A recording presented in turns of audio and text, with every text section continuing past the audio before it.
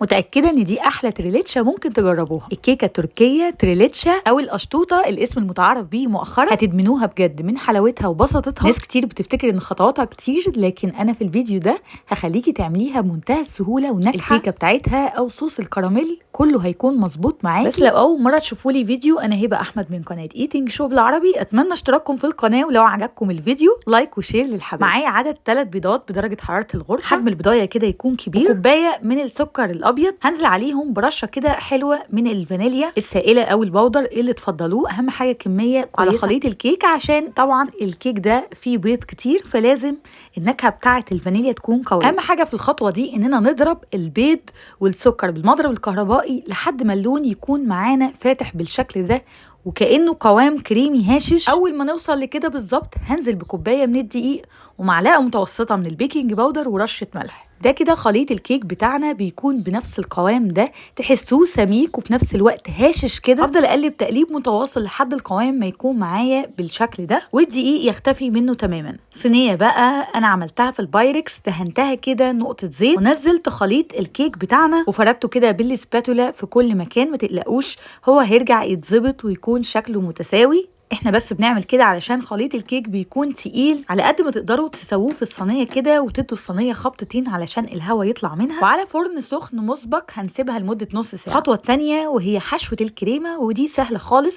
انا اعتمدت كوكس من كريم شانتيه. كريم شانتيه بتاعه هايل بصراحه. استخدمت 2 باكت، نزلت عليه حليب ساقع بنفس المقدار المكتوب على الباكت. يا ريت نلتزم بمقدار الحليب علشان قوام الكريمه بتاعنا يكون تقيل كده وغني. بالمضرب الكهربائي كده لمده دقيقتين ضرب متواصل لحد ما القوام بتاعنا يكون تقيل بالشكل ده. اول ما ارفع كده المضرب يعمل شكل المنقار. هنا الكيك بعد نص ساعه فتحت عليها لقيتها باللون الذهبي الخطير ده، طلعتها تبرد. هعمله معاكم بطريقه سهله جدا ومضمونه. كوبايه من السكر الابيض في طاسه كده غويطه، ارفعها على النار لحد ما تديني قوام الكراميل باللون ده. وما تقلقوش لو لقيتوا قطعه لسه من السكر بتدوب من سخونيه الكراميل مع التقليب المتواصل، وده اللون المظبوط للكراميل.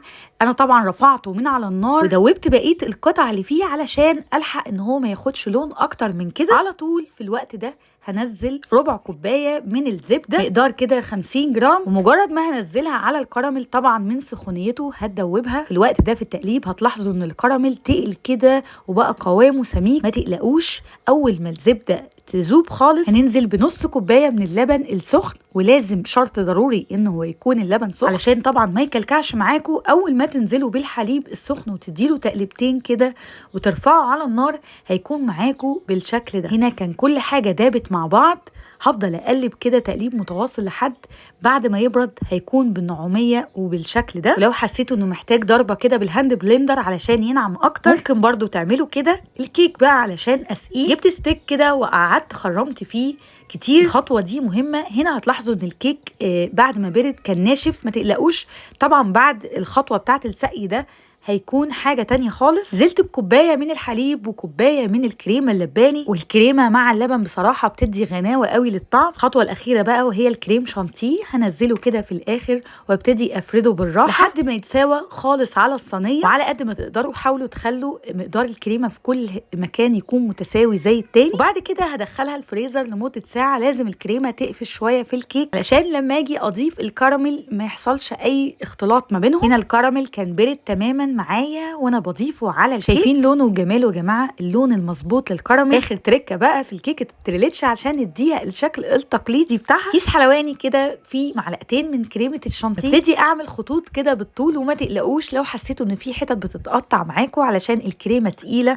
وغنيه ومقدارها مظبوط. سووها كده وهي كده كده شكلها هيتغير تماما بعد الخطوه الاخيره وهي الستيك. هبتدي بعد ما عملت خطوط بالعرض اعمل خطوط بالطول تطلع معاكم بهذا الجمال. خطيره يا جماعه، وحاسه كاني جايباها من بره من كتر ما هي ناجحه مظبوطه، سواء قوام الكريمه اللي فيها او صوص الكراميل. عاوزه اقول لكم ان الكيكه هشه وشاربه كميه اللبن والكريمه. لازم تجربوها بالطريقه دي. هستنى تجربوها وتقولوا لي رايكم في الكيكه التركيه كيكه التريليتشا. حاولت ابسطها واسهلها معاكم. يا رب يكون الفيديو عجبكم. هستنى منكم لايك واشتراك في القناه. قولوا لي تحبوا تشوفوا ايه حلويات تانية سهله نقدر نعملها مع بعض ونبسطها. كنت معاكم هبه احمد من قناه ايتنج شو بالعربي. دايما يا رب بخير وسلامه. اشوفكم في وصفه جديده.